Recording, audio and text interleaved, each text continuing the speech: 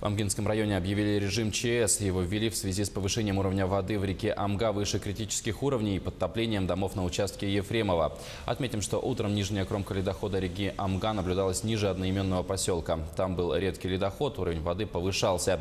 Верхняя кромка наблюдается выше гидропоста Буяга. В поселке Анёс уровень воды постепенно снижается, а у населенного пункта Булугур, напротив, уровень воды постепенно повышается. В местности Уарай зафиксировали затор.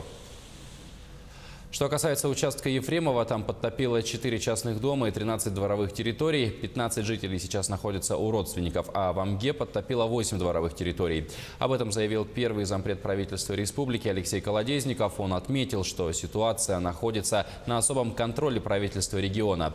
В 11 часов из Якутска на место затора вылетел вертолет с оперативной группой в составе представителей МЧС, службы спасения и комитета по обеспечению безопасности жизнедеятельности. На борту также находились взрывники с оборудованием. На месте будет оперативно оценена ситуация и масштабы работ.